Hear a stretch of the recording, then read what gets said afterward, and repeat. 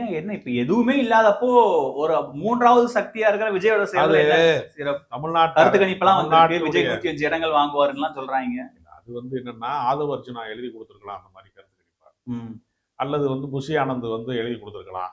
இல்ல அவங்களுக்குள்ளேயே ராஜமோகன் எல்லாருமே சேர்ந்து கூடி தலைவரை சந்தோஷப்படுத்தலாங்கிறதுக்காக ஏற்பாடு செஞ்சிருக்கலாம்.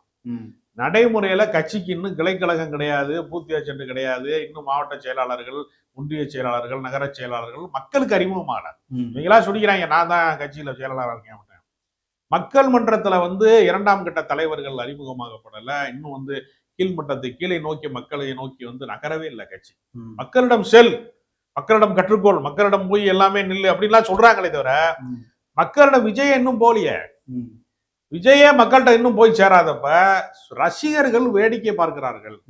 கூட்டம் கொடுக்கிறது இது ஒரு நாளும் அரசியலாக மாறாது. வேடிக்கை பார்க்கிற கூட்டம், வேடிக்கை மனிதர்களா இருக்கிற கூட்டம். சரி, இப்போ விஜயகாந்துக்கு ஒரு பன்ரொட்டியார் இருந்த மாதிரி விஜய்க்கு ஏன் ஒரு ஓபிஎஸ் இருக்கக்கூடாது? அவரும் களத்துல கள செயற்பாட்டாளர் தான். அதாவது விஜய் தன்னுடைய வாக்கு வங்கியை நிரூபித்தால், தனக்கு என்ன வலிமை இருக்கிறது என்பதை உறுதிப்படுத்தினால் நீங்க சொல்றதுக்கு சாத்தியம். அவர் வாக்கு வங்கியை நிரூபிக்கலையே. அவர் இப்பொழுது வரைக்குமே அவருக்கு என்ன முடியும் அப்படிங்கறத அவர் இன்னும் நிரூபிக்கலையே. அதனால தன்னுடைய வலிமை நிரூபிக்காத ஒருவரோட போய் எப்படி நீங்க பயணம் செய்வாங்க?